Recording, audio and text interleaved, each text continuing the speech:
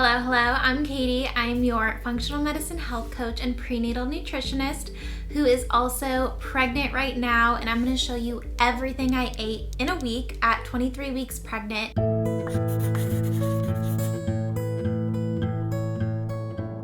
In trimester 1, I definitely felt the food aversions, the nausea, the low appetite, and some of the just fatigue that comes with first trimester. So I wasn't overly motivated to cook, and it just is harder for a lot of us to sneak in the nutrients.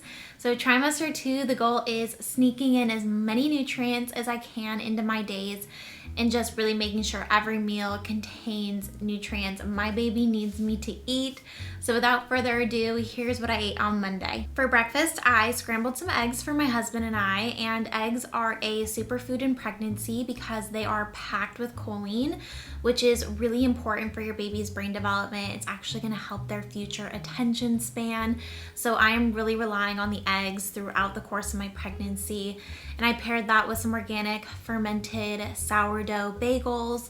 And I really like leaning on organic fermented sourdough because it has more beneficial bacteria, and how they ferment the sourdough means it's gonna be a little bit lower in gluten, a little bit lower in anti-nutrients, a little bit easier to digest, so it's a better option than conventional white bread. For lunch, I just did a simple smoothie, and I used coconut water as my base, and coconut water is actually a great way to stay hydrated. It is higher in sugar, so you don't want to overdo it, but it has a lot of really good minerals that are going to help with cellular hydration, like magnesium. And I always think about when I'm making a smoothie, how I'm gonna get the protein in, how I'm gonna get some healthy fats in there, and then how I'm gonna get some fiber. So for fiber, it's usually like a chia seed or a flax seed of some sort. For healthy fats, it's usually an almond butter or a coconut of some sort. And then for protein, I'm relying a lot on collagen. And that's because collagen becomes conditionally essential in pregnancy. And it's just so important that you get it in your diet because we cannot synthesize enough to keep up with our needs and our baby's needs. And then I snacked on some dry roasted cashews on a drive down to LA.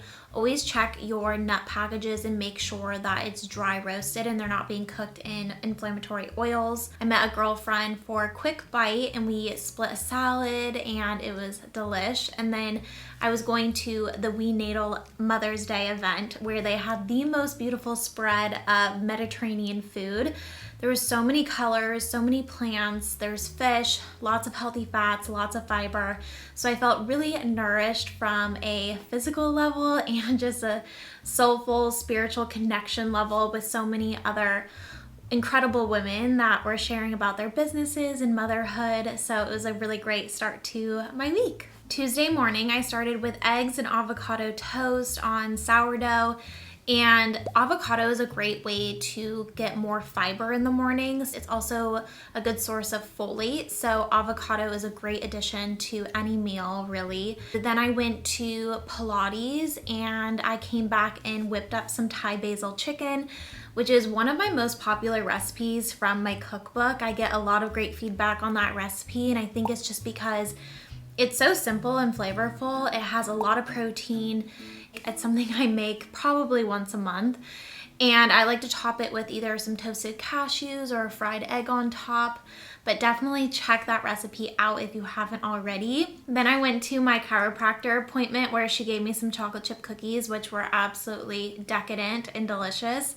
And just a good example of you do not need to be a perfectionist throughout your pregnancy. It's a long 9 months. There's definitely room for indulgences, especially if you have such a focus and emphasis on the nutrient-dense foods first, and then you're having those foods later or more intermittently. And then for dinner, I made a big batch of a bone broth-based Italian-style soup that was packed with kale, beans, meats, and just really nutritious and full of veggies and protein. And that was just a really nourishing way to end off Tuesday because it was a really chilly night. So we enjoyed some soup and some movies. Wednesday morning, I made a Greek yogurt bowl and I added some collagen powder to that and some healthy fats. I always add either a nut butter or a nut or a seed, and then sometimes a lower sugar granola. I'm always checking the package of my granolas to make sure they're lower sugar, organic oats, not being sprayed with glyphosate. And a lot of times I'll add some blueberries on top for some antioxidants and vitamin C. For lunch and dinner, we just did leftovers. So I had my Thai basil chicken again, and then I had my soup for dinner again. And I do think leftovers are such a hack in pregnancy because you're often hungry sooner than you expect and dinner takes too long to make, or you're just really tired by the end of the day. So cooking once and then having multiple meals from it has been a lifesaver for me in just eating really well throughout my pregnancy. Thursday morning, I did my yogurt bowl again, and I should say, when I say Greek yogurt, I am having a whole milk Greek yogurt. I never recommend stripping the fat out of foods because a lot of fat-soluble vitamins need fat to be fully bioavailable and absorbed into the body. So vitamins A, D, E, and K, all really important for pregnancy, need fat to be utilized in the body. So I'm never taking the fat out. And plus, fat is really good for satiety. It's good for baby's brain development. It's good for blood sugar balance. So leave the fat in when you can. For lunch, my mom and I were out and about, and we stopped at this fish market, and I had a salmon salad. And salmon is something I'm trying to incorporate 1 to 2 times a week and making sure I'm really staying on top of my omega-3 supplementation in pregnancy, because as your pregnancy progresses, the baby's brain is accumulating more and more DHA, and it's something that we really want to stay on top of. We have so much research, thousands of publications showing the benefits of DHA for baby's brain development. So it's probably my number 1 tip if you're taking anything away from this video, is to make sure you are getting adequate omega-3 and especially DHA throughout your pregnancy. For dinner, we grilled up some grass-fed steaks, which are rich in iron. And again, as pregnancy progresses, you tend to become depleted in iron because your baby is just sucking all of your iron stores right out of you. And so I'm really prioritizing red meat throughout the week. And tonight we did some grass-fed steaks. We did some Japanese sweet potato, which is a really good source of magnesium and potassium. And they're also really satisfying and satiating as well. And a kale salad with a tahini dressing on the side for our greens and veggies. And this is just pretty much my perfect meal in pregnancy. It tastes so good and it is so nutrient dense. Breakfast Friday morning, I did 3 eggs over medium with a Food for Life sprouted English muffin.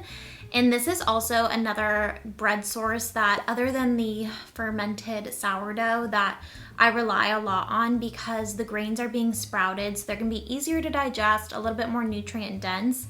And then I always top that with either usually a little bit of butter, some avocado, and some arugula, some lemon, and some red pepper flakes, and that's kind of my perfect avocado toast situation. For lunch, I made a big, beautiful salad with some greens and some broccoli sprouts. Broccoli sprouts are actually a great source of sulforaphane, which activates a NRF2 pathway that helps with detoxification, which will protect you and your baby from environmental toxins that we're constantly coming into contact with. And I didn't have any, per se, animal protein sources to throw on this salad.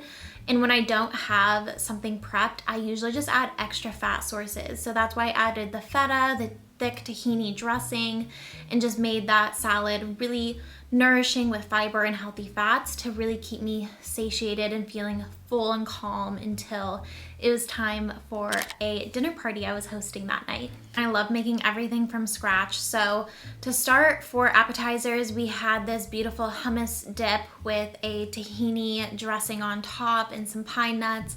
We had some feta cheese that I marinated, some crackers and veggies to dip.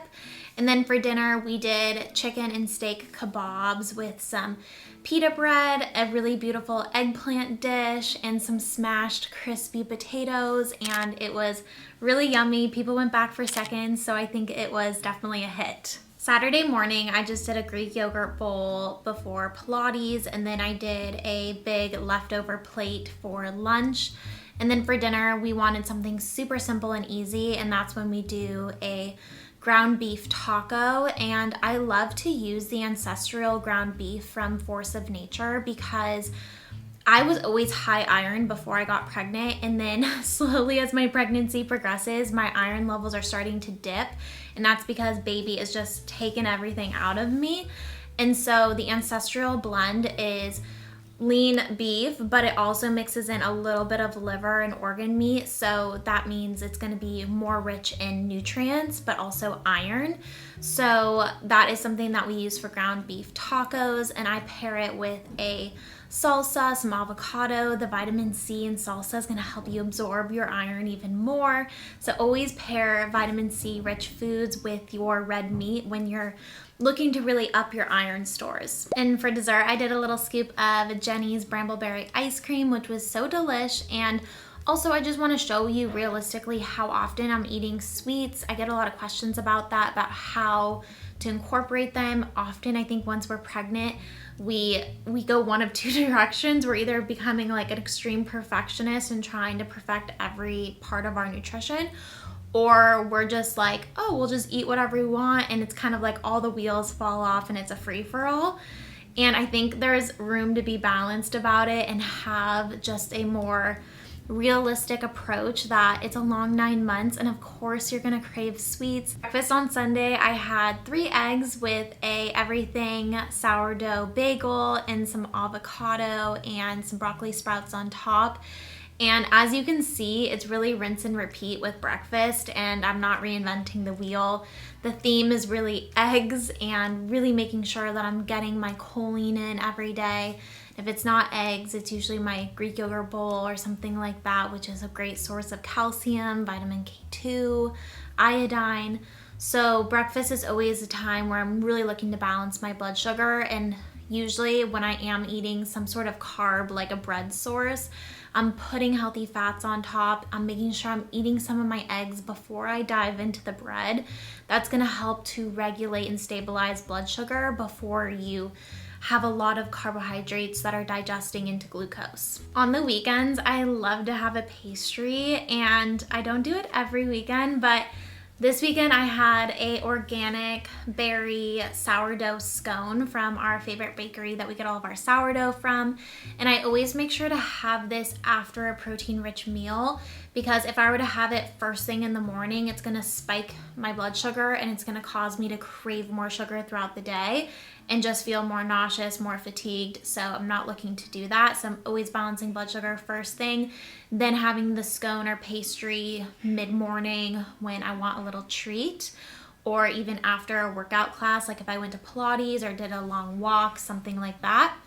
For lunch, I did a big salad with some leftover of the kebabs from the other night, and I forgot to take a picture, but you can imagine what that looked like. And then for dinner, we did one of our favorites, which is ground lamb cooked with a bunch of olive oil and Middle Eastern spices like sumac, za'atar, oregano, smoked paprika, just whatever spices, garlic, whatever we have lying around. And then we'll throw that over some rice that I cook in bone broth for that extra dose of collagen. And I usually make some sort of Greek or tabbouleh style salad. This is kind of a combo, and it was just such a nice way to end the week, and it's one of our favorites. So we had an early, nice dinner, and that was my week. Thank you so much for watching. I hope my What I Eat in a Week really inspired you to balance your blood sugar and think about the nutrient density on your plate. Whatever trimester you're in, you've got this.